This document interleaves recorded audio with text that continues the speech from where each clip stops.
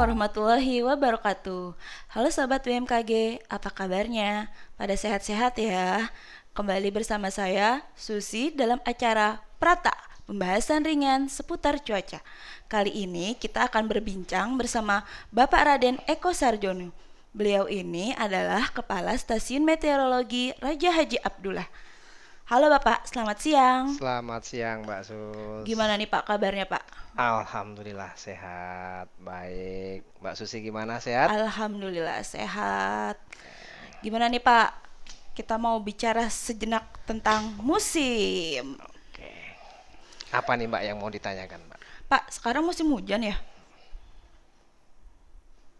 Kayaknya di sini nggak ada musim deh, Mbak. Kenapa Pak? Jadi ini mungkin sekalian ya kita mengedukasi untuk masyarakat Karimun bahwa untuk wilayah Kepulauan Riau termasuk Karimun itu kita masuk dalam kategori non zona musim atau non zom, atau kalau dalam bahasa bahasa gampangnya zona abu-abu lah. Jadi itu ditandai dengan adanya gini, curah hujan itu ada sepanjang tahun, beda dengan daerah lain. Kalau di Jawa kan kita gampang, Mbak. Iya. Di Jawa itu kalau nggak musim penghujan ya musim kemarau. Kalau di sini nggak. Di sini setiap bulan pasti ada hujan. Nah, nanti silahkan tanya ke teman-teman yang berdinas di sini ya. Pasti ada. Dalam satu bulan tuh ada curah hujan yang terukur. Oke. Nah, tidak sama halnya dengan di Jawa, Bali, dan Nusa Tenggara. Tuh. Bedanya karena Ya, kalau di sana itu dipengaruhi. Kalau di Pulau Jawa sendiri, ini kita bicara malah ke Jawa ya, nggak apa-apa untuk tambah pengalaman. Jadi kalau untuk di Jawa, Bali, dan Nusa Tenggara, serta sebagian Kalimantan, itu bagian selatan, terus Sumatera itu seperti daerah Lampung, itu masih dipengaruhi oleh dua musim, yaitu musim kemarau dan musim penghujan. Karena apa? Karena di daerah Jawa ini kalau kita sekolah dulu, kita pernah ada namanya muson barat, muson timur. Nah, kalau bahasa kerennya monsun Australia, monsun sama muson sama musim sama lah. Monsun Australia sama monsun Asia. Monsun Australia tadi membawa dampak musim kemarau. Ya, di daerah yang saya sebut tadi, Jawa, Bali, dan Nusa Tenggara. Sedangkan monsun Asia itu berdampak musim penghujan di Jawa, Bali, dan Nusa Tenggara. Jadi masa udara yang berasal dari benua Australia itu kan masa udara kering, sehingga menyebabkan daerah-daerah yang dilalui itu menjadi kering juga atau musim kemarau. Sedangkan monsun Asia itu membawa masa udara basah. Jadi singkatnya seperti itu, Mbak. Kalau mau lebih jelas, main-main ke sini. Oke.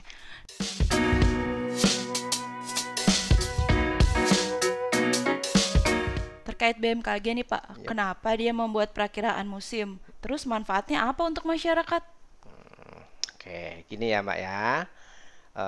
Juga untuk para mitra cuaca Karimun, kenapa sih BMKG bikin perakiraan musim? Terus manfaatnya apa? Jadi BMKG membuat perakiraan musim itu tujuannya banyak sekali. Multisektoral lah yang butuh itu.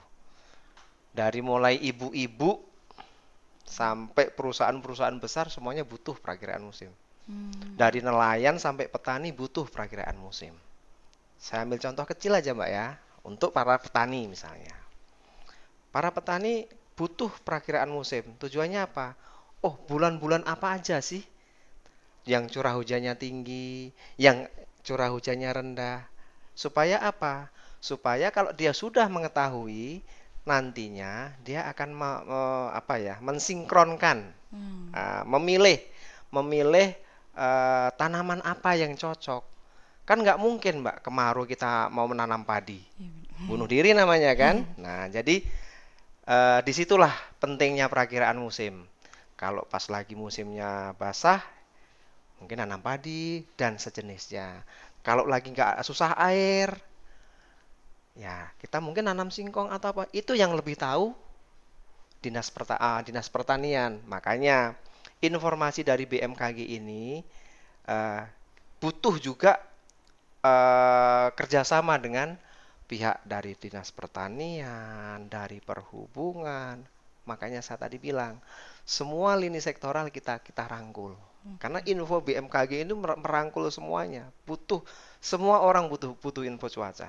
Butuh perakiraan musim juga. Jadi gitu, Mbak.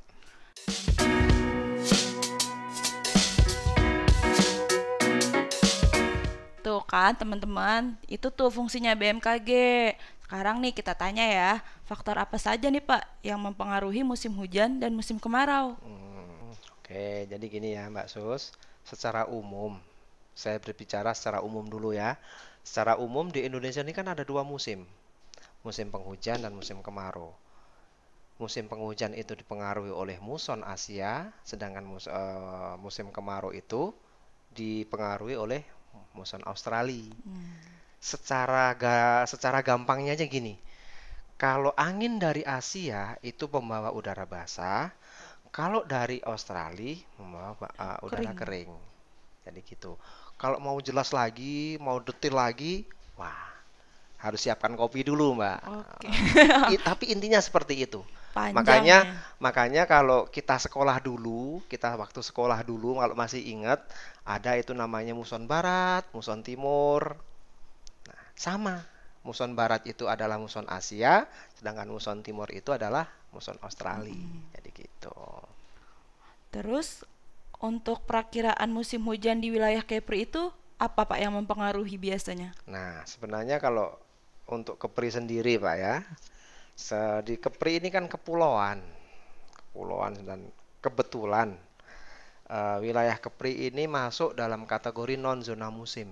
Jadi di Kepri ini yang saya bilang tadi, di sini tuh tidak ada musim. Artinya curah hujan sepanjang tahun. Dalam setiap bulan pasti ada curah hujan. Tetapi di bulan-bulan tertentu ada curah hujan yang lebih tinggi. Artinya terdapat karena di sini ini pola hujannya kalau dari data-data yang ada di stasiun meteorologi Raja Haji Abdullah ini, kalau kita lihat eh, pola dari musim di Karimun ini adalah ekuatorial. Artinya terdapat dua puncak yang dimana bulan-bulan itu curah hujannya lebih dari bulan yang lain. Secara normal puncaknya itu ada di Maret dan Oktober. Oke. Jadi kalau di bulan Maret sama di bulan Oktober itu curah hujannya lebih Lebih besar. dibandingkan bulan-bulan yang lain. Gitu. Ada lagi, Mbak Sus?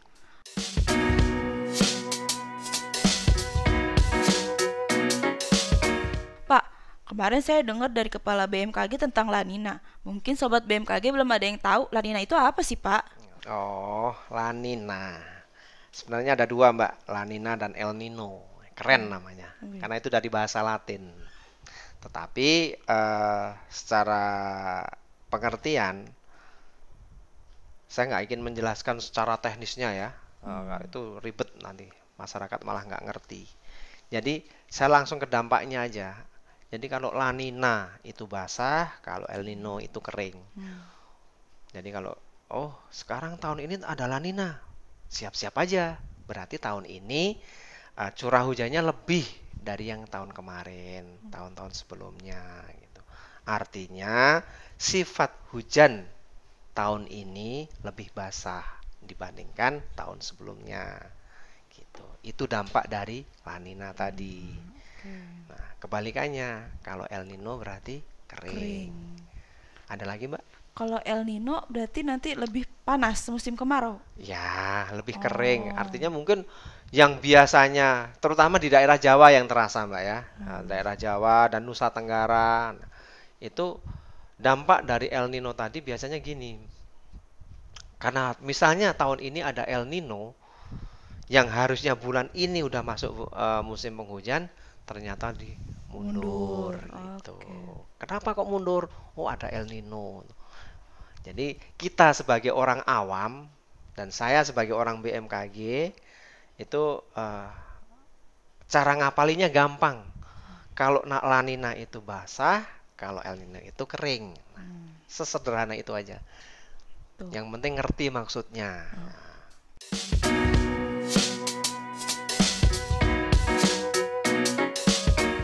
Nah, Sobat BMKG, jadi tahu kan apa itu La Nina dan El Nino? Nih Pak, untuk yang terakhir, ada himbauan nggak untuk para masyarakat yang tinggal di wilayah Karimun ini? Oke, jadi bagi warga masyarakat Kabupaten Karimun, memasuki bulan September dan pertengahan Oktober ini, kita sedang dalam masa pancaroba atau pergantian musim. Himbauan kami dari BMKG Karimun untuk masyarakat dan para pemangku kepentingan hendaknya mewaspadai adanya beberapa potensi-potensi bencana yang mungkin bisa terjadi, seperti hujan deras, angin kencang. Kalau untuk di daerah Karimun ini kan petir. Nah, jadi saya himbau kepada masyarakat untuk lebih waspada dan berhati-hati. Nggak perlu takut, tetapi harus waspada. Mungkin itu kata-kata yang tepat. Sobat BMKG Karimun, hati-hati loh. Kita nggak boleh nakut-nakuti loh, Mbak. Oke. Nah, kita hanya minta masyarakat untuk lebih waspada dan selalu update informasi dari kita, dari BMKG. Gitu. Oke, Pak. Dan satu lagi, bagi masyarakat Karimun yang pengen ngobrol langsung dengan kami terbuka. Silahkan, di jam kerja datang aja ke sini. Kita ngobrol santai di sini. Biasanya ada Prata di sini, Mbak ya. Iya, Pak. Kayaknya tutup, Mbak ya. Iya. Ya udah. Nanti yang jelas kalau warga nanti mau ke sini, kita sediakan.